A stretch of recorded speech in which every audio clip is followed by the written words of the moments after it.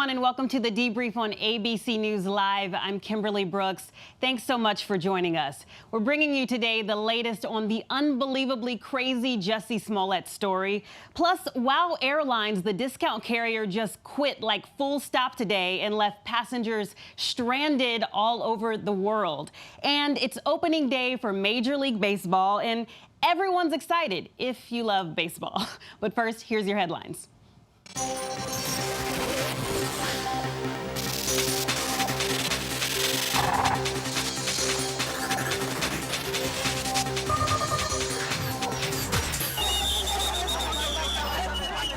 A massive blaze has broken out in an office building in the capital of Bangladesh. Some people may be trapped inside. Officials say the tower caught fire Thursday afternoon, and there was no immediate confirmation of casualties. Witnesses say people were seen shouting with help from windows on the upper floors of the building. Military helicopters have now joined the rescue operations. 2 people are dead after a rampage in Seattle, but the mayor there says it could have been much worse. Possible shooting, Sandpoint Way northeast 115th Street.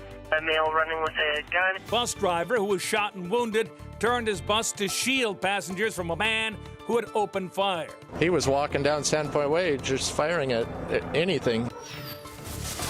British lawmakers have now voted on 8 different Brexit options, with none getting majority support to clarify a divorce from the European Union. Prime Minister Theresa May says she's prepared to step down in order to win passage of her twice-rejected deal. Already convicted of murder in a Virginia court, white nationalist James Alex Fields Jr. has pleaded guilty to federal hate crime charges in Charlottesville in a 2017 incident. A jury has awarded $80 million in damages to a California man in a high-stakes trial over his claim that Roundup weed killer caused his cancer.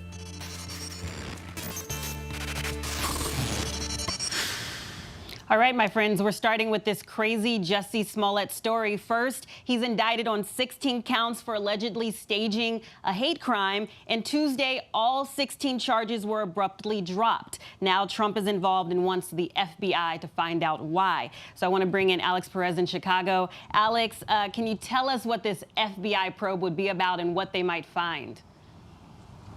Yeah, Kimberly, that's the latest in this investigation, the latest twist. We now know from law enforcement sources that the FBI is reviewing the circumstances surrounding this decision to dismiss those charges against Jussie Smollett. And as you mentioned, President Trump also weighing in now and confirming some of that information that we got from our sources. The president in a tweet earlier this morning saying, calling this whole incident outrageous, saying the FBI and DOJ are reviewing the entire situation, and also saying this whole situation is an embarrassment to the country. Now, how exactly we ended up here, we've talked to the state's attorney about it, and she says this is actually not unusual when it comes to non-violent offender cases, these class 4 felonies like the kinds that Jussie was facing. She says this happens with about 50% of the cases she sees. But of course, a lot of people here are saying this seems highly unusual, particularly because we're talking about a case that got so much attention.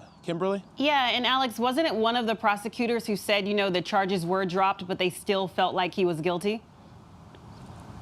Well, the entire state's attorney's office has the same story when it comes to that. They say the fact that these charges were dismissed does not mean that he did not commit the crimes that he's accused of. In fact, everyone at the state's attorney's office, including the state attorney herself, says that they still believe that Jussie Smollett committed the crimes that he is accused of. Now, I was able to talk to State's Attorney Kim Foxx. So she recused herself from the case, but it was her office ultimately that made this decision. Let's take a quick listen to what she had to say.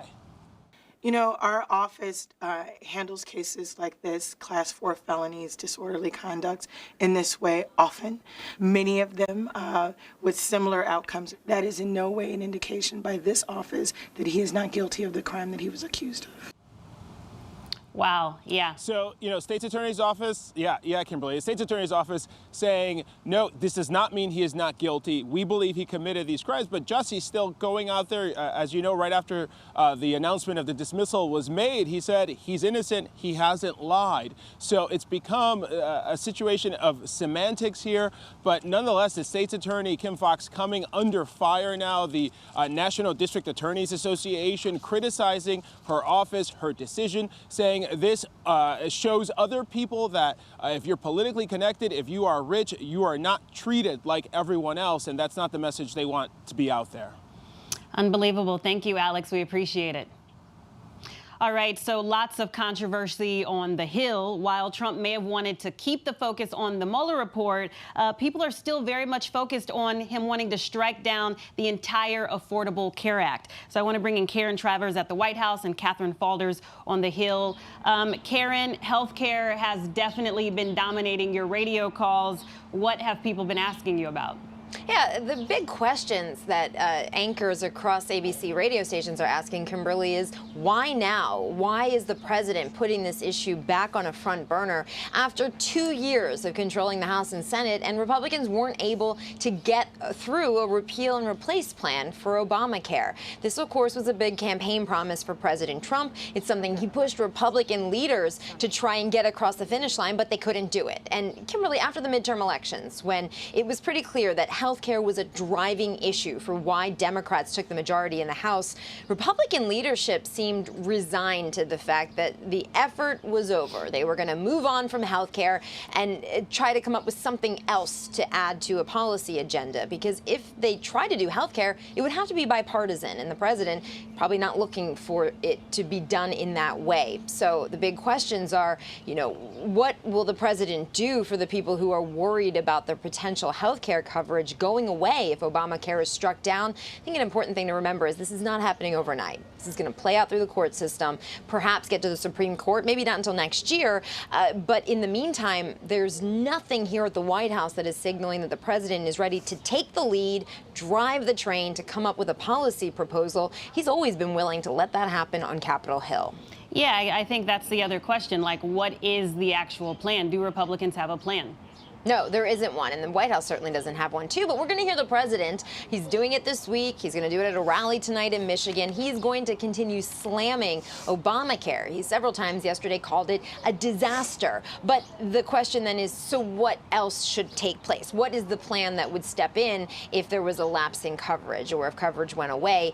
And, when it comes to border security, health care, taxes, even a big priority of the president, this administration's always been willing to let Republicans on the Hill start the process. They don't send a blueprint up there to say, here's how we want it done. They send bullet points. And you hear from the president in his comments and tweets, and then they let lawmakers fill it all in and come up with the plan. Right now, and Catherine can certainly talk about this, Republicans are kind of inching away from that, saying we don't want to be the ones that have to come up with this plan because we tried to and it didn't work. Yeah, Catherine, I do want to hear from that. What are congressional Republicans saying? Because this is certainly not what they wanted to be talking about, right?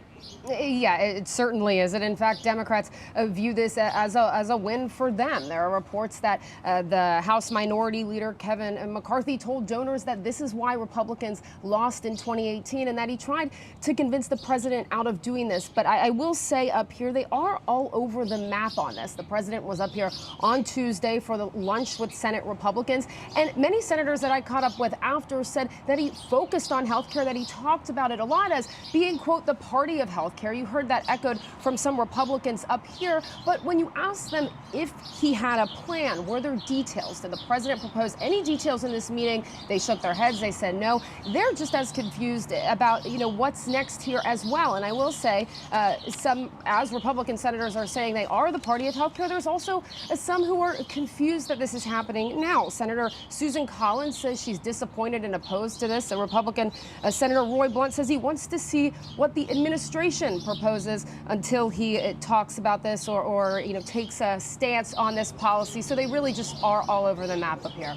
Yeah, Catherine, and while you're there, you're on the Hill. I want to ask you about another controversy playing out. Betsy DeVos, she's getting a lot of bipartisan pushback for wanting to cut $18 million in Special Olympic funding. What were folks saying about that?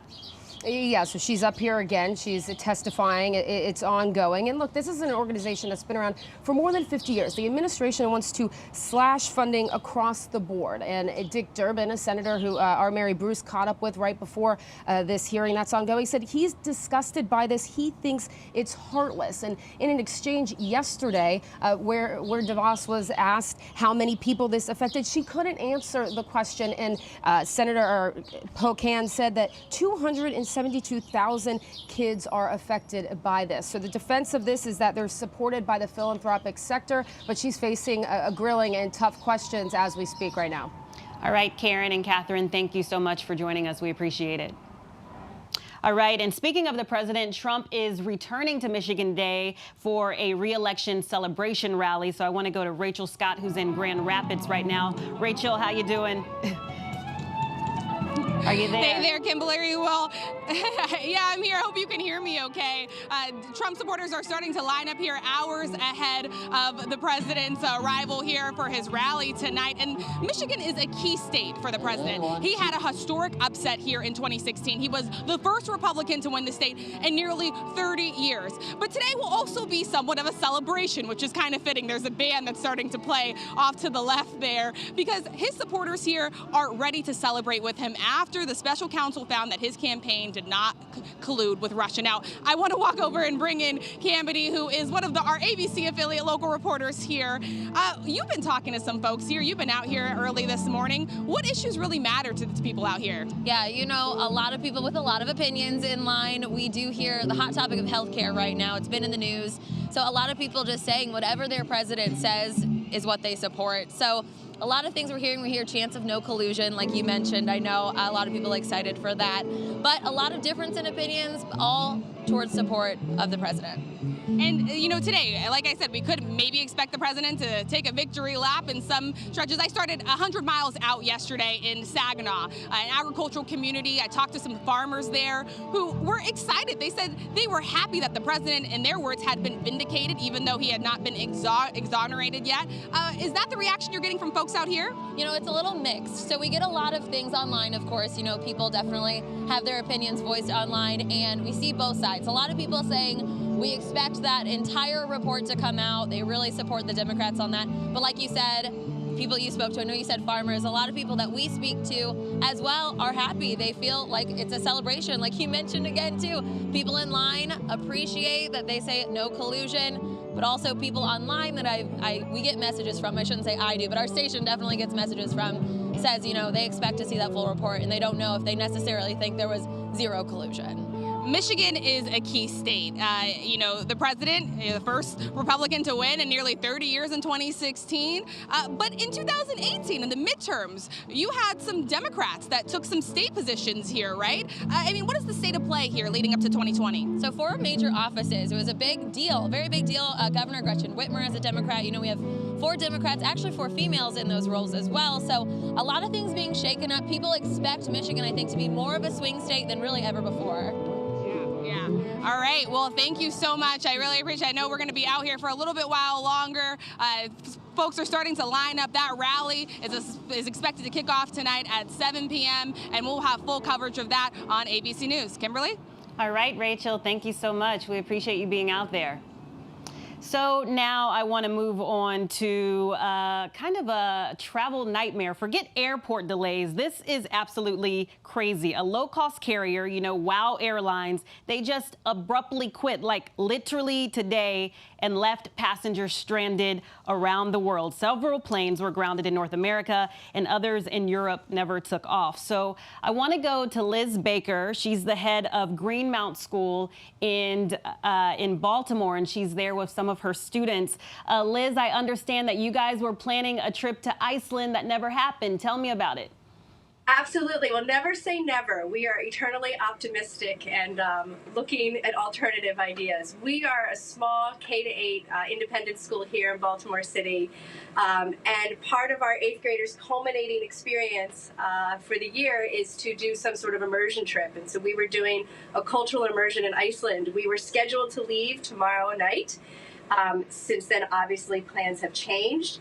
But one of the other hallmarks of our school is that we are a parent cooperative. So our parents all contribute time and hours to helping the school run. And so we have a team right now on the phones, on their laptops, doing what they can do to try and arrange flights, trains, buses, I don't know, anything, boats, anything they can get for these kids to be able to have their experience. The good news is we're not stranded anywhere. We're all safe. This is life and a little bit of a disappointment. But at the same time, we're a pretty tough group, and we are persevering and going to figure out a way to make sure these kids get to have the experience that they deserve. I absolutely love your optimism. I want to hear from one of the kids. What did you think when you heard this news, when you found out that it was going to be postponed? I personally was a little bit surprised because I didn't know that this kind of thing happened, but also I was just really hopeful that we would be able to figure something out because I'd been looking forward to this for a really long time, and I know that a lot of my classmates have been too. And I was just overall kind of just waiting it out to see what would happen. Yeah, okay, so just staying on a happy note, you're eventually going to go to Iceland. How quick are you trying to get there? You're supposed to leave to last night, yes? Last night. And we're supposed to leave tomorrow night. Tomorrow night, okay. So our goal is to get there as soon as we can. Laura is kind of our trip coordinator, our missions director, and she has been on the horn trying to figure out, or should I say mission control even. That's what I would say, that my room looks like mission control right now with people in there emailing, and everyone's on multiple phones trying to figure this out, and we know that we will figure this out. So we're gonna stay optimistic. I want to hear what you guys want to see in Iceland, because you're definitely going. Nothing's going to stop this trip. Tell me what you're looking forward to. What are you looking forward to? I'm looking forward to... Go ahead. What are you looking forward to? Well, in science, we're studying the different geography of Iceland, and we're looking at volcanoes and waterfalls. And so, in fact, we're actually making websites on it. And so I'm looking forward to learning more about the geography. All right. That's cool. We're gonna make sure who you're with is okay, so we're gonna move on. All right, you guys, we're moving on to the massive college admissions cheating scandal as we've been keeping you updated on, and a former soccer coach at Yale is expected to plead guilty in court today. So I want to go to Whit Johnson. He's in Boston with more. Whit? Kimberly, one of the key players in this nationwide college cheating scandal is Rudy Meredith, the former women's head soccer coach at Yale.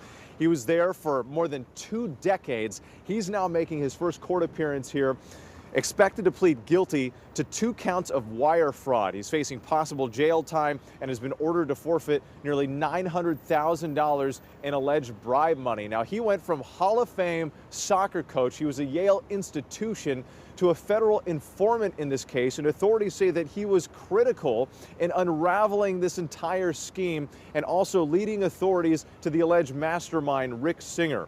According to court documents, Singer paid Meredith $400,000 for recruiting a student who he falsely described as the co-captain of a prominent club soccer team in Southern California, despite knowing that the applicant did not even play competitive soccer. In a separate incident, the documents state that Meredith personally met with the father of an applicant in a Boston hotel asking for $450,000 for his child's acceptance into Yale. That meeting recorded by the FBI, and that father was cooperating with authorities as well. Now, earlier this week, Yale announced that it was rescinding the admission of 1 student connected to this investigation. Also in court here today, Michael Center. He's the former head men's tennis coach at the University of Texas. He's now facing fraud and conspiracy charges. All of this connected to that nationwide scheme that swept up Hollywood heavyweights and wealthy parents trying to get their kids into high-profile universities through different means. And what we're seeing now is all these people who are included in this investigation, dozens of them, week after week, now making their court appearances. We had some last week, earlier this week, and we'll have more next week as this massive investigation continues. Kimberly? All right, Whit, thank you for the information. And I just want to say the students that we were talking to, the young girl, she is okay. So we're moving on. It's spring, which means baseball is around and it's opening day for everyone, all teams across the country. So I want to go to Will Reeve. He's live at Yankee Stadium. Will, how's it going there? Good to see you. Kimberly, it's great to see you. It's great to be here at Yankee Stadium on opening day, 5 months to the day from when last baseball season ended with the Boston Red Sox winning the World Series.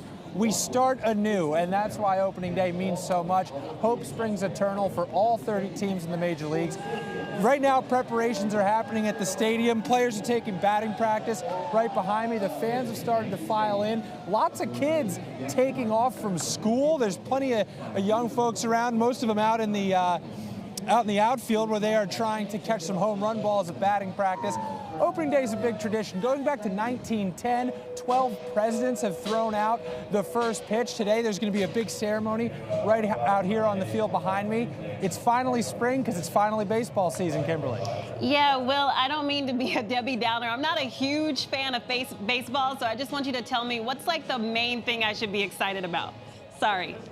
You should be excited about that. It is almost April. It's almost spring. Baseball season means spring, which means summer, which means warm weather. But if you really want to be excited about stuff, you don't have to go any further than right here at Yankee Stadium. Two of the most exciting players in baseball, Aaron Judge and Giancarlo Stanton, are teammates. I can tell you they just finished up batting practice. Everything they hit was going way out 400 feet into the seats. They are exciting to watch. Lots of young talent in the world of baseball. Major leaguers are making more money than they ever have, like Bryce Harper, Manny Machado, and then, of course, Mike Trout signing the 3 biggest deals in the history of the sport. That just happened a couple weeks ago. You should be excited because it's spring, it's baseball, it's America's pastime. Will, I'm excited because you're excited. Thank you so much. I love it. Good. Good to see you.